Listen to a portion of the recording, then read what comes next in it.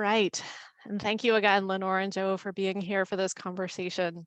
I want to start by asking each of you to talk about your relationship to this topic of conscientious objection and how has this concern been present and shaped your life? I'm going to start with Joe, so please go ahead.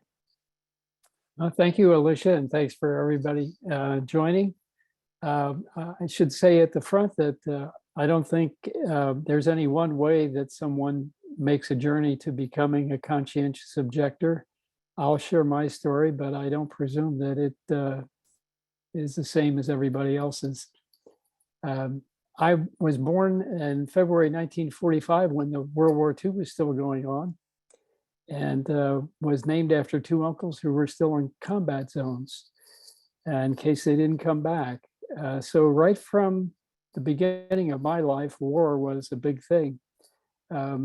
When I was probably 5 or 6, my uncles brought their combat gear over, of course, without weapons, and gave it to me and my brother to play with. And so we played war all the time and had foxholes in the backyard and wore the helmets, all that sort of thing.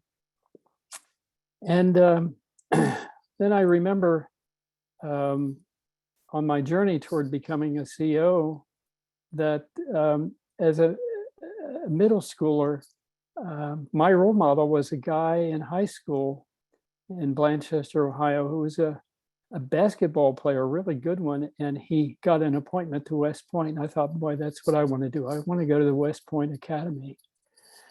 And then when I was in high school at MYF, my pastor read about the Garden of Gethsemane. And I asked him a question. I said, you know, Pastor Ballard, when Peter drew his sword to protect Jesus, Jesus told him to put his sword away. And he who lives by the sword shall die by the sword. Really struck me. Simple thing, but it struck me. And I said, so doesn't that call Christians to renounce war?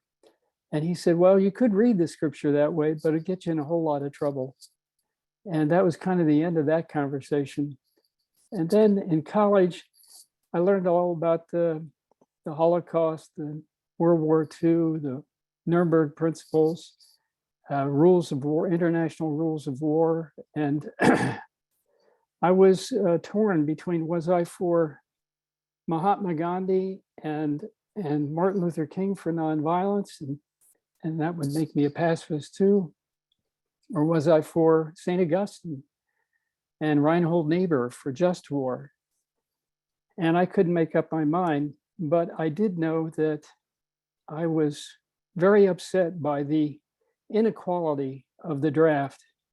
And I couldn't accept that a person like me could easily get a draft deferment. But classmates of mine who were poor or didn't go to college or person of color, they couldn't get a draft deferment. So I sent my draft deferment back to my draft board, told them I couldn't accept it. They said, we understand, just fill out form 150 and we'll give you a CO. And I wrote back and said I couldn't make a decision whether I was a pacifist or not yet. And they said, well, we'll have to draft you. And I said, okay. Then when I was in the Army, it became clear to me I was a pacifist when we were doing combat training, which I was very good at. It wasn't that I couldn't do it. I just got to a point where I wouldn't. And the thing that really put me over the line was bayonet training, where you have this terrific sound system for a rock group and a sergeant screaming into it, what's the spirit of the bayonet? And you're prompted by drill sergeants to say to kill. What's the spirit of the bayonet? To kill. What's the spirit of the bayonet? To kill. What's the spirit of the bayonet? To kill. What does that make you? Killers. All killers on guard. Yep, kill. And I heard, I did this and it didn't bother me. I could get through it just fine. But I heard men all around me, grown men, virile men, crying and saying, Mommy, help me. And I can't do this. And it occurred to me, in the very preparation to be able to fight war, we are sandpapering away all the things we claim we're going to defend and preserve. And that convinced me, yeah, I was with Martin Luther King, I was with Gandhi, I wasn't going to do this. But then you can, in the Army, apply for CO, as Lenore will tell you, but if your views change, and mine had, but they wouldn't give me a CO. So I took that as a leading. I wasn't raised Quaker, but later on I learned this was a spiritual leading. I took it as a leading to stay there and work with my peers and try to help them understand why we as soldiers should not only have a right, but a responsibility to refuse to fight in illegal, unjust wars. And Vietnam was the war that was present then to these us soldiers, and we shouldn't go. And so I spent all my time talking to people why we shouldn't go. And eventually I got in a cavalry outfit that was going to Vietnam, and I refused to go to Vietnam with them. And when I refused to go to Vietnam, I went to my church to ask for help, and they said, we can't help you. Our best advice to you is do what you're told to do. And they basically thought, you know, truth comes from authority. Believe the authorities, do what they tell you. And I didn't believe that. I believed authority comes from truth, as Lucretia Mott said. So that pastor said, I can't help you, but here he wrote down on a note an address and a name. And it turned out to be the AFSC military and draft counseling office in Denver, Colorado. And I went to see them, and Chester McQuarrie and Holmes Brown just did a terrific job, not of encouraging me to do what I was talking about, but counseling me. If you do this option, this is what's going to happen. If you do that option, this is what's going to happen, and so on. And they had experience of many other people to draw on, so they knew what they were talking about. And so I refused to go, and all of their advice was really spot on, as the British say.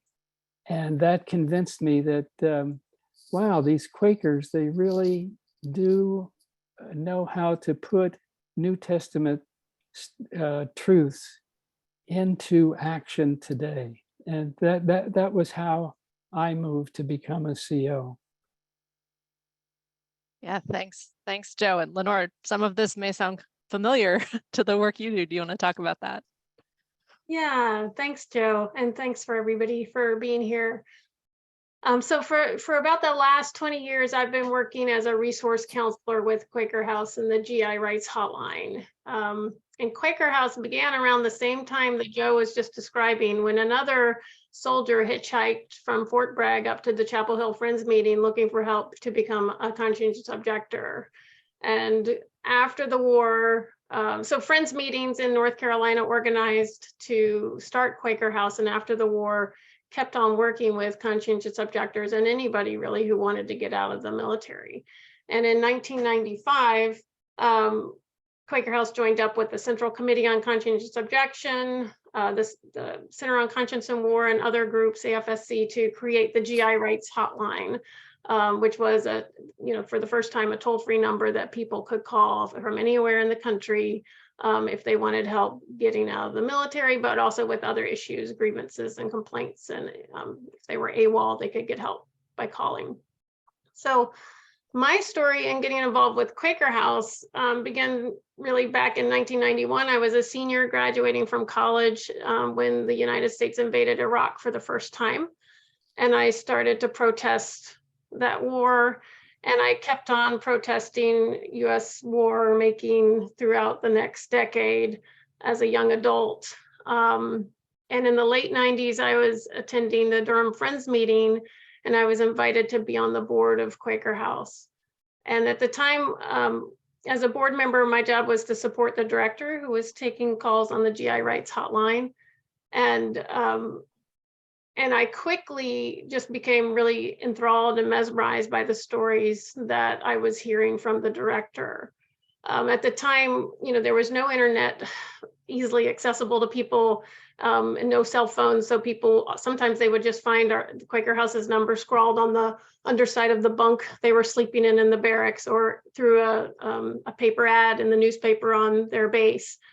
And I was really struck by what I was hearing of their stories of what service members go through.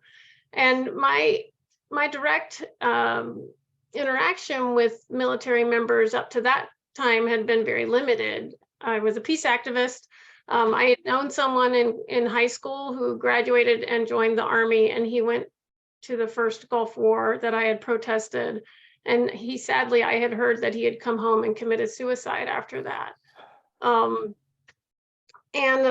my experience with military members really was literally on the other side of the fence at demonstrations on the military bases, or sometimes we had risked arrest or had been arrested. So I might have been detained by a military member, but I really had no clue as to what their lives were like being in the military or what they were going through. And so listening to these stories, I learned a lot, and I got the opportunity to train as a volunteer. And I said to my husband, we've got to do this. This is going to be really good work. And so we trained to be volunteers, and were soon after hired to be resource counselors for the GI Rights Hotline. And even though we don't have a draft today, there are still people joining the military who undergo a transformation, much like what Joe described, where they realize that they can no longer participate in war. And so this discharge as a conscientious objector is a way for them to get out of the military and end their contracts honorably. Thank you. And piano practice has started at my house, so if you hear a little background noise, that's what's going on. I think when the phrasing of conscientious objection is about being against something, it's objecting to war, and those are, I think that reflects in some sense like the cultural norms that valorize military service and violence and war as sort of an objection against that culture as well. But in talking to both of you, I know that, and in the stories you've shared, this is also about being for something. It's not just being against it. So I was wondering if you could talk about sort of how that interplay works, or how you've experienced that interplay between being against war and violence, being for something else, and how that relates to your experience. Lenore, why don't you start? Mm-hmm. So I would say that for most of the applicants that we work with, their conscientious objection definitely starts with realizing that they're being asked to do something that they're deeply opposed to.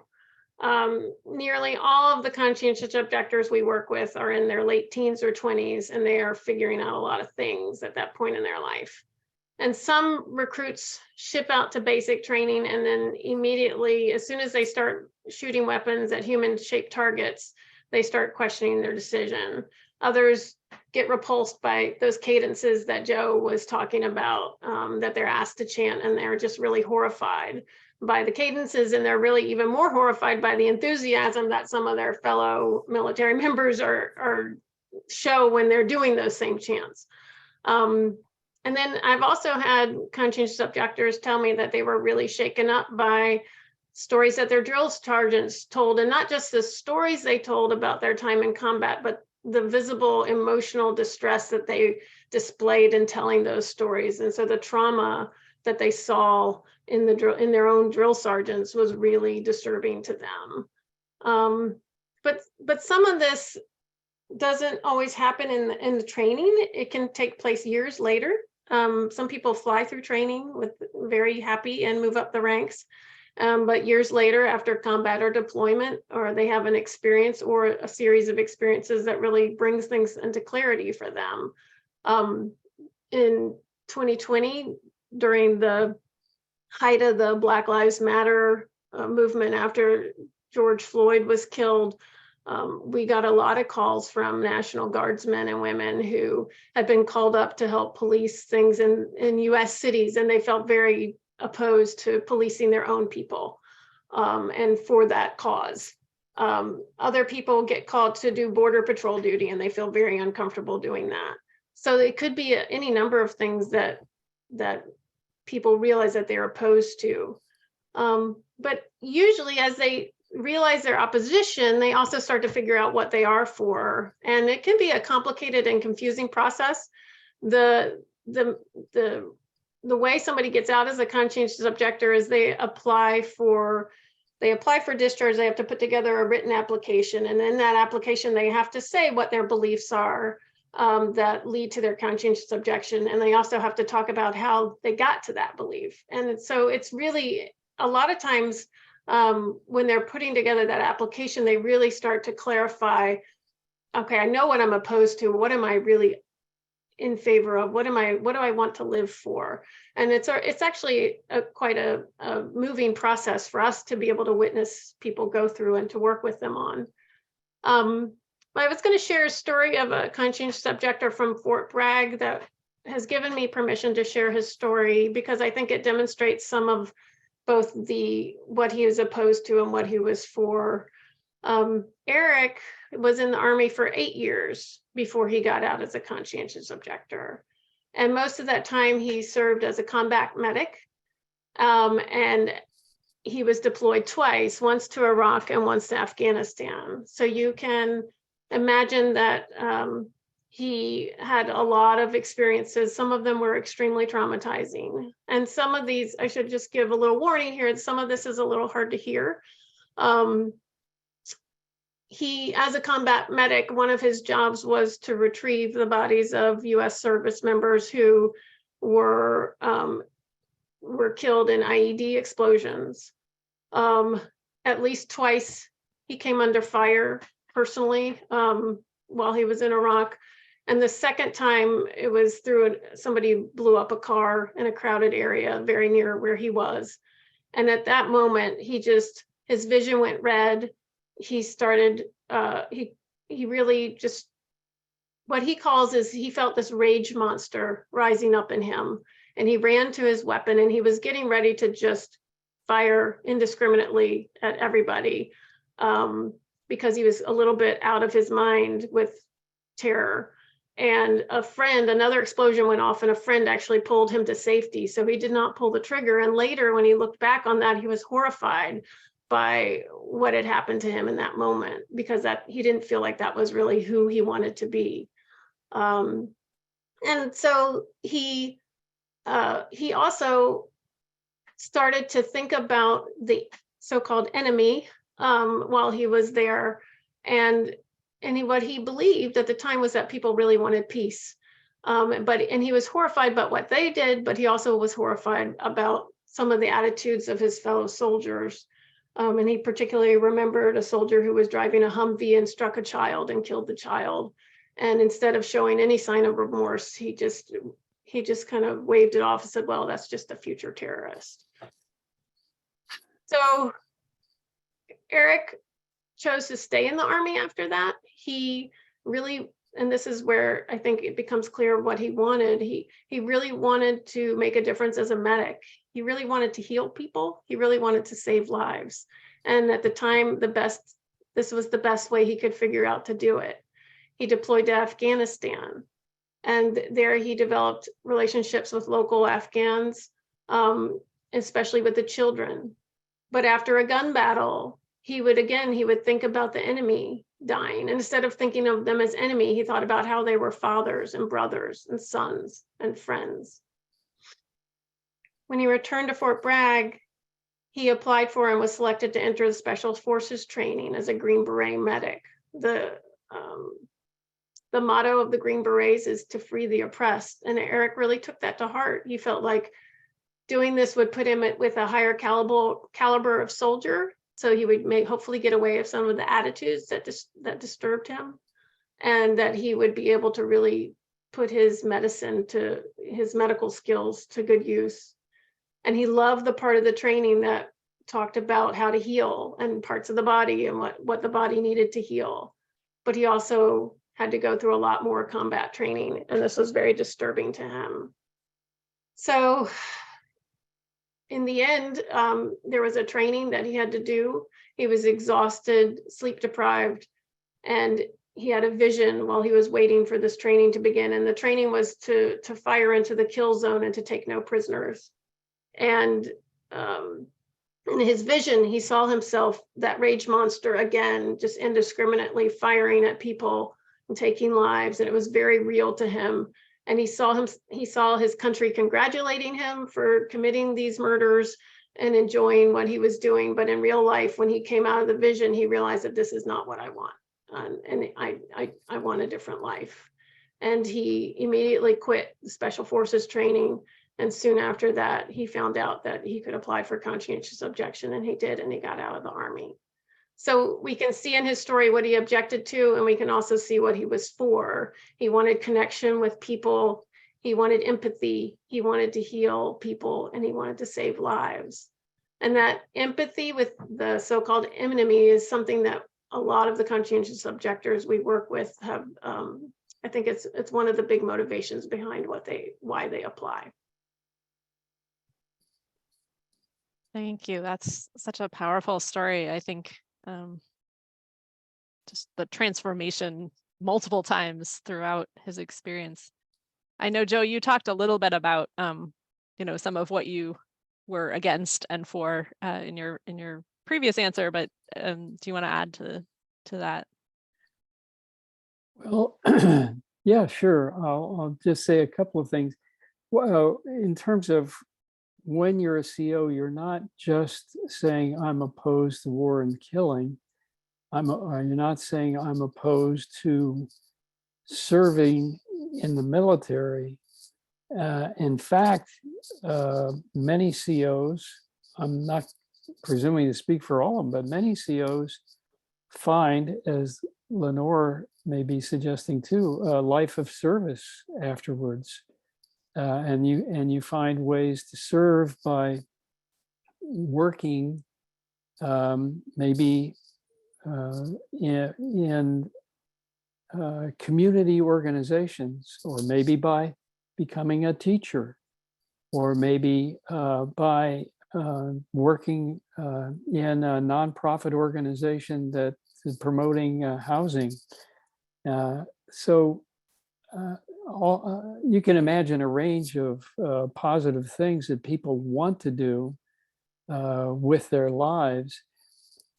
For myself, however, I found that the positive thing I wanted to do and did do in that time of US war in Vietnam was to engage in active, nonviolent, direct action to resist the war, to try to stop the war, to try to call the larger community, the public, to stop, join us to stop this.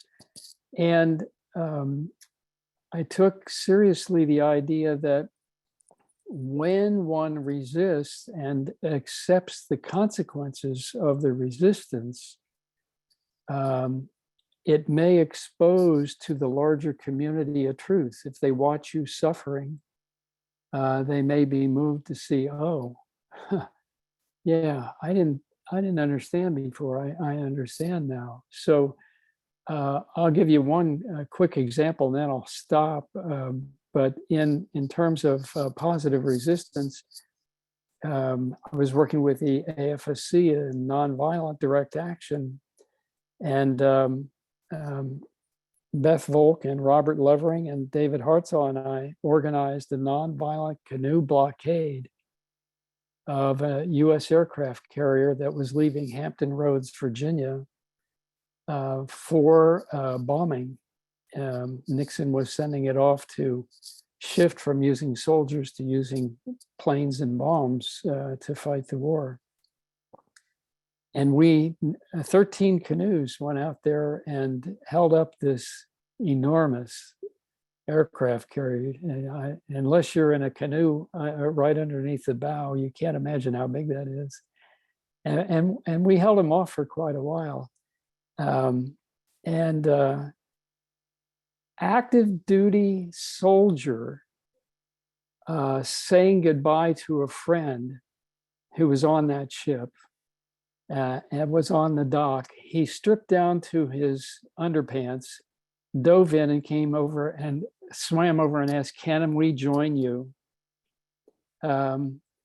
Navy SEALs who were brought in to sink our canoes and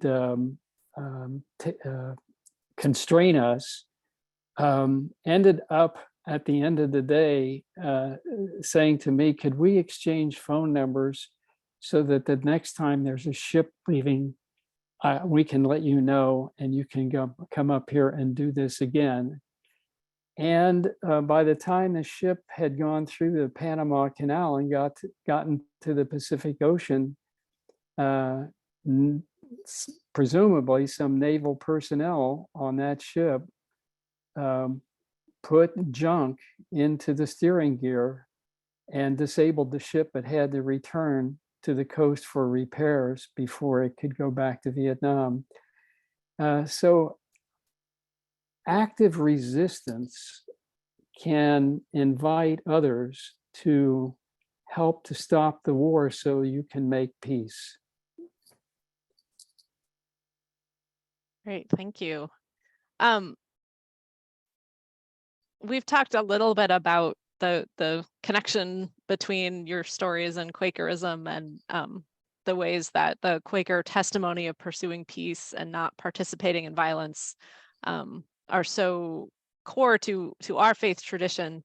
And I was wondering if you could talk a little bit more about the relationship between faith and religion and conscientious objection. Lenore, why don't you start? And yes, please, people are putting questions in the chat, and that's great. We will be getting to some questions from the audience shortly. So Lenore, go ahead. Sure. So the government DOD regulation requires that if you're going to be classified as a conscientious objector today, you have to be opposed to your participation in any war you might be asked to fight, and the basis of your belief has to be either religious or ethical or moral.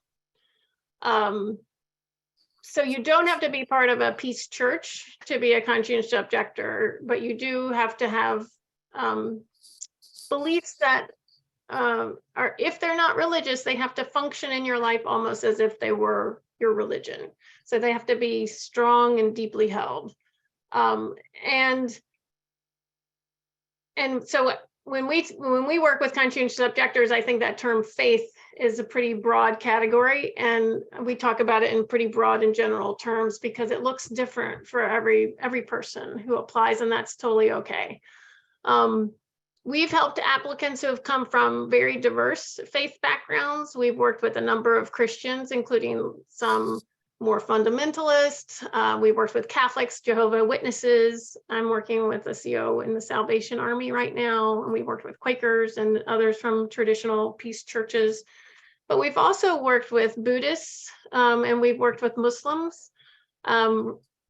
Fairly recently, I was working with a member of the new Space Force, which falls under the auspices of the Air Force, and she was a Muslim. And when she wrote about her faith in her essay for the application, she addressed the stigma that many Muslims face in this country because of Islamic extremists. And she explained that Islam actually preaches justice and mercy and fairness and forgiveness, and that her practice of the faith is belief in a God that wants everyone to live peacefully and to treat each other well, and that we're not meant to be divided and feuding. Then we also work with atheists. We've worked with libertarians, some of whom became libertarians because they were really disenchanted with the Christian church they had grown up with because they weren't opposed to war. And we worked with others who don't even fit under any of these labels.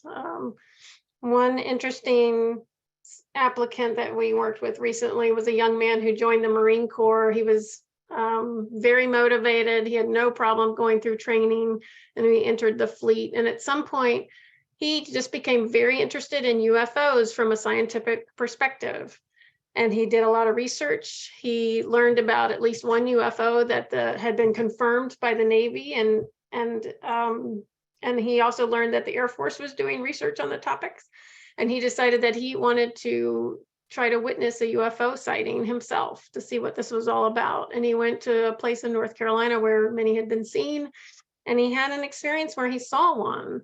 And this sighting of this UFO really began his spiritual transformation. And at first he thought what was happening to him, because he was kind of had a rational kind of scientific mind, but he kept on researching. He started meditating, and he kept on reading and writing. And eventually he just came to believe that we are all one people, that karma is a very real thing, and that he couldn't participate in war anymore. He didn't want to help destroy lives or individuals or communities.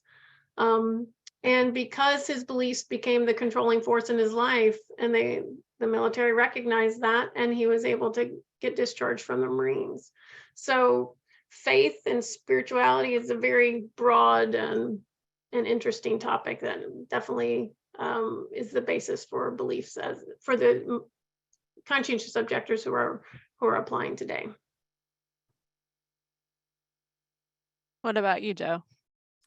Well, I was thinking about Walt Herbert's book, Faith-Based War, from 9/11 to catastrophic success in Iraq.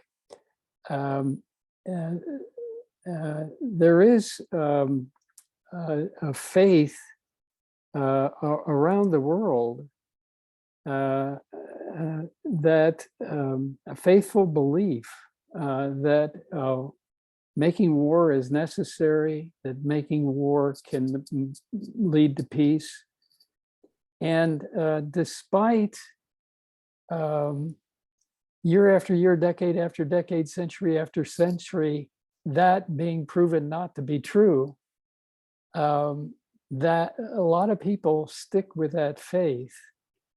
And then there are people who also have a faith-based belief in nonviolence, in the way Quakers might put it, try what love can do to mend a broken world. But that kind of view is shared by many other faith communities around the world. And I think that we have a lot of people, and a lot of communities, faith communities, to work with in trying to build a structure for peace. And now's the time, if ever, to really deeply engage in that. I think that love, you have to think of it as, and sometimes as tough love, but love really is the answer to problems that we have. Yeah, there's the quote of "Let us see what love can do to mend a broken world" gets used quite frequently among friends, and I think that resonates with much of what we've been talking about. Right. And I'll just throw out one other thing. This is the 50th anniversary. Maybe you're going to mention this. I don't know. Are you going to talk about that? Yeah. Go for it. I'll just mention this is the 50th anniversary of the Paris Peace Accords between the U.S. and Vietnam. And Christmas of '72 was the 50th anniversary of the Christmas bombing, the U.S. bombing of North Vietnam. And those two, Christmas bombing, those are two words that shouldn't go together, but they did. And I think this is a time to learn from that experience and apply some of its lessons today to places like Yemen, like the Ukraine. And I want to make sure that people in the audience know that one of our general committee members, Robert Levering, is executive producer of a new documentary film called The Movement and the Madman. And one of the basic things that that documentary shows is the way in which people of all faiths and of no faith, but deeply committed to trying to create peace, were able to organize and actually change policy of a superpower and actually prevent the escalation of a war to use of tactical nuclear weapons, preventing that. And it's an important story for then, but it's an important story for now too. Yeah, that is. I know we showed a little bit of that film at FCNL's annual meeting this year. It's very right. And I think I forgot Yeah. to mention that it'll be on PBS as a special program in March. Yeah. Yeah, that's great. Yeah, I mean, I think a lot of people, when they think about conscientious objection, they think about, the involuntary draft, and they think about Vietnam. And I know we've started to get some questions with people asking about selective service registration and sort of how this continues to be relevant today. So, Joe, if you want to add anything, or about sort of the continued relevance of this issue, and particularly things like, you mentioned Lenore mentioned the National Guard being called out to deal with Black Lives Matter protesters, and like thinking about the sort of the ways that there is still a draft, even though it's not done in quite the same way. Yeah, I think that this work that has been done on the caste system in the United States, and the way in which there are so many different castes in our social system, in our economic system, and the Pentagon has found it useful to not have the draft, because draft resistance was a real pain in the butt for them during the war. And the draft turned out to be a cause for organizing against the war in Vietnam. And I think the Pentagon felt the draft it just brings too much trouble. Let's not do that. So the selective service draft, but it continues, the draft continued through economic means. People who didn't see other options for getting an education, options for getting a job, options for getting health care, options for taking care of their family, options for having an adventure somewhere around the world, well, join the military. And they ended up filling their needs in that way. So the draft was ended, but another draft continues, and it's oppressive, especially on what are considered the lower castes in our society. I agree. And I think also there's another layer to this too, that decades of discrimination against people of color, that's both institutional and individual, has meant that many people of color don't have the equity and savings and security that some white people have been able to accumulate. And I think the military is one part of the US government that has gotten really good at offering some of the things that people need, like healthcare and money for education and job and skills training. And we, it's very debatable the quality of some of those things, but that they offer, but they're very good at marketing them, like Joe said. And they do it in very effective ways. And I think there was a recent report in the New York Times in December talking about how there are JROTC programs now in the United States that have become mandatory. Yeah. And the school districts where they're becoming mandatory are attended by a large majority of low-income and non-white students. And when I say and JROTC, that's like a school district will sign up all their kids for a class they have to attend. If in some cases, parents have been able to get their kids out of those classes when they've asked to, but they had to ask to do it. And in other places, they have not been allowed to get them out of there. And this means, you attend school, you wear a military uniform, you get taught weapons training, and you get a US military version of history and civics in the classroom. So, and that's just one example, I think. And there's also, people join for other reasons too. Green card holders can join the military and become US citizens through their service. And other people join because it's always been in their family and it's just family tradition. So, but like we've seen, transformation happens to a lot of people at during this time in their life, and they absolutely need this opportunity to say no, because there's a lot said about our voluntary military, but most voluntary opportunities we can quit whenever we decide it's the right time for us to quit, and this is one that it's very difficult to get out of once you've joined.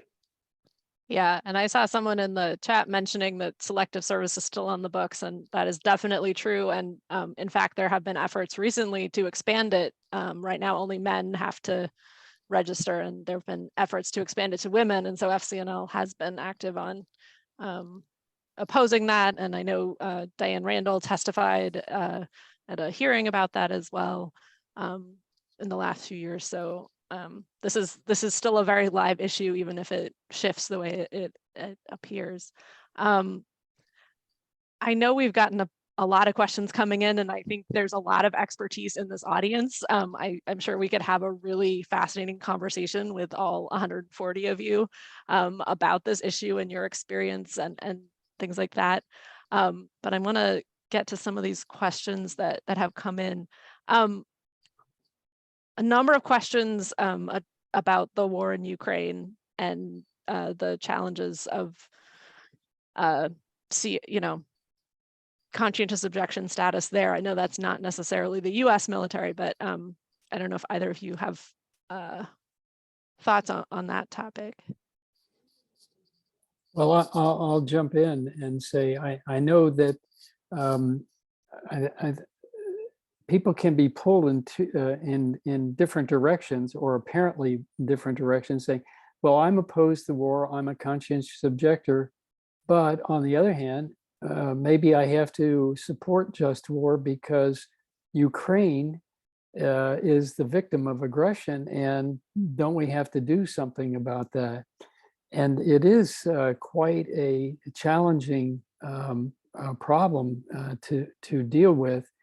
And I want to say that it seems to me that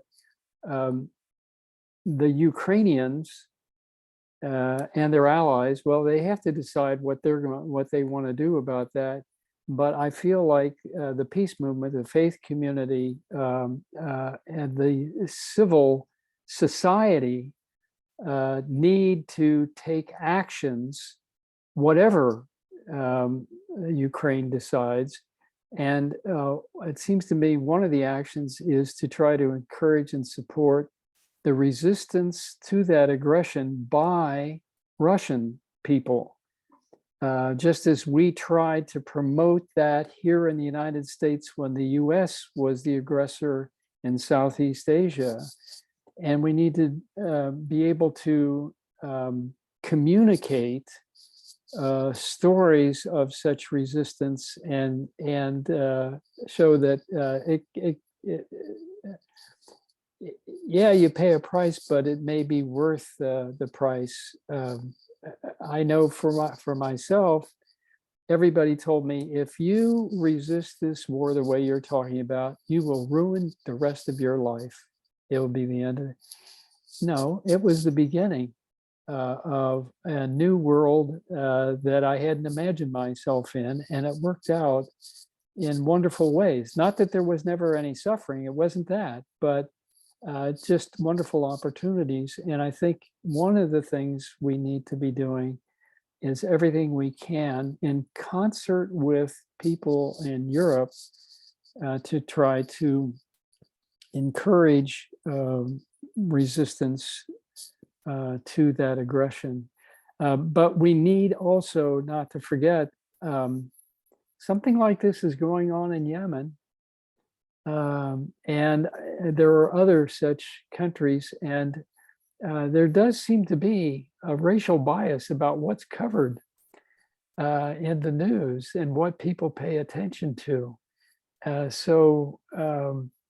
Yeah, that's important, but so are these other things. And most important, and that our attention is being diverted from, is the existential threat that global warming presents to the whole planet. We should be working in concert and not be focusing on divisive wars to deal with that. Yeah, and I would just add that I think as people from the US, USers, we can tend to look at other countries' aggressions a little differently than our own aggression. And I'm thinking back to, I was in Iraq right before the US bombing in 2003 on a peace mission, and talking to people there who were saying emphatically that they did not want the US to attack Iraq. And I don't think the bombs falling on Baghdad in 2003 during the shock and awe campaign felt any different to the Iraqi people than the bombs falling on Kiev last year at the beginning of this conflict, or this horrible atrocity. I mean, war is always devastating and heartbreaking, and this war is no different. And I think the other thing is, as USers, I think we have to be careful not to tell the Ukrainians how they should respond to this horrible thing that's happening to them. And I think sometimes when we start to move in that direction, what we're really wondering is, how would I respond if I was in their shoes? And I think that one of the hardest questions that conscientious objectors who are applying today to get out, one of the hardest questions they often get asked in the interviews that they have to go through is, well, are you going to just stand by and watch people die? And I think many of them have said, well, no, I'm not going to stand by. I'm going to resist with everything I can, but I'm not going to kill anyone to stop someone else from killing. Mm-hmm. Really respect that position. It's a very hard one to take. And I think it's applicable to global warming too. Like, what are we going to do when we start to feel what other people are already feeling? How are we going to respond? I think those are really important questions for us to be asking ourselves. And I think situations are always complicated, because there's been people resisting in Russia too. People who have left to avoid fighting, people who have gone to jail protesting the war. So I agree with Joe, how do we reach out to support people in Ukraine and people in Russia who are trying to say no to the violence? And the other question I think we can ask is, I don't know how much control we have over our own government, but there's a tremendous amount of money being put into arms.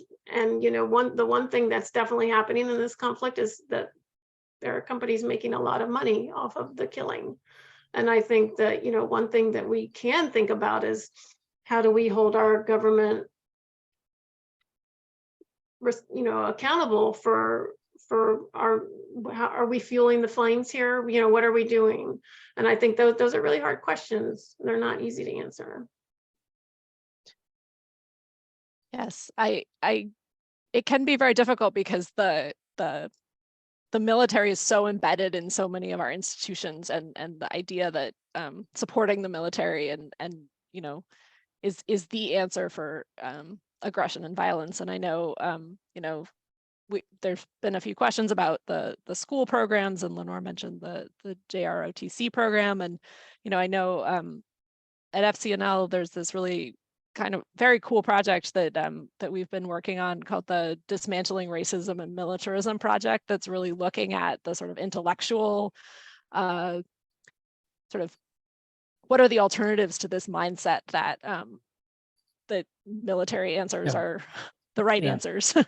Yeah. have also been several questions I wanted to sort of combine about this idea about, on the sort of economic side, about war tax resistance and the ways that taxes support the military and how the degree to which that is part of a conscientious opposition. I'll start with Joe on this one because I think you can speak to that a little bit. Yeah, Beth and I have been war tax resistors since 1970, I think it is. Our position is that we refuse to voluntarily pay that portion of our tax that goes to war and war-related purposes. And it doesn't mean we don't end up paying the tax, because every 7 years or so, the money is taken away from us, plus fines.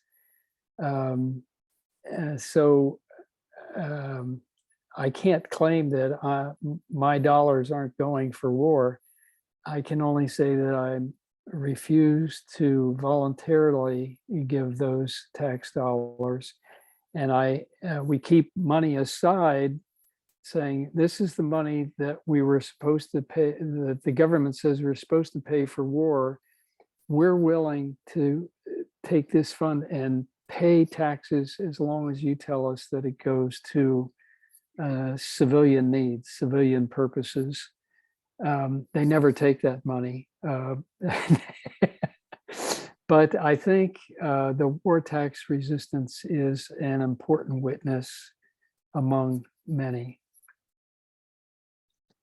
Yeah, I think one thing I'm hearing in this conversation is and in the questions and in the resources people have shared in the chat, there are just a lot of ways that people are expressing their belief in violence and war being wrong, and that there being alternative ways to solve problems. And and to Lenore's point that she was making earlier about the profits being made on war, it's often remarked on, but it's worth saying again that it was a famous general and president of the United States who warned the American people that the military-industrial complex was going to become a threat to our own democracy. It really has, in the sense that the military-industrial complex funds campaigns so they know they're going to get members of Congress who are going to vote to fund the military-industrial complex. And they do that in a variety of ways.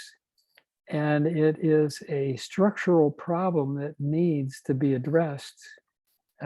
Still, Eisenhower made his remarks back in the 1950s, but it's still true today. Thank you. Well, as I said, we could keep going.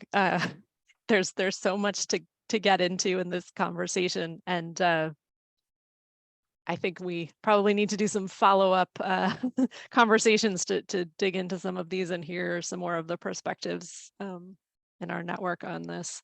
But I do want to start wrapping us up, and I want to make sure that if people are wanting to think about sort of the steps they can take and to support the rights of people to conscientiously object from military service in the draft, whether that is personal or in the support that they're giving others. And Lenore, I want to make sure you share the GI hotline number with everyone here so that they have that resource as well, and if there are other ways to support this work. Of course, yeah, thank you for that reminder. The hotline number is 877-447-4487. Maybe someone can put that in the chat for me. I think the work that Quaker House that we do is entirely funded by individual and donations from meetings. It's really what makes it possible for us to do this work. So we're always appreciative of donations. But there's also people on our board of directors who are working with their meetings to do workshops for their young people in their meetings, so helping them to think about the possibility of a draft. Most kids don't know that by the time they turn 18, they're already registered because they have gotten a driver's license, for those who get driver's licenses. So they may not be even aware that they're already registered for the draft. So these meetings are trying to do workshops to help young people think about that, and think about pulling together a statement that they to declare their own conscientious objection, and they read that for the meeting. The meeting is so excited to hear it, and I would love for those efforts to expand beyond the meeting to reach other young people, because I think not everybody knows that this is even an option. And it's not an option to be a CO right now with the draft, but it is an option to go on record as a conscientious objector with your meeting or with some faith group, or even just have a file at home, so that if there ever was a draft, you could present that. So the number again is 877-447-4487. Thank you. And there was a question about, yes, someone's giving advice on saving the chat. We are also going to save the chat and can compile some of the great resources people have shared to make and send that around. So in case people want to refer to any of that. Joe, what advice would you have? You got to repeat that question. What advice would I have for? What people can do now if they want to support the rights of conscientious objection. You know, I think that this goes back to my experience during the Vietnam era. I think art and music and culture and storytelling is extremely important and effective.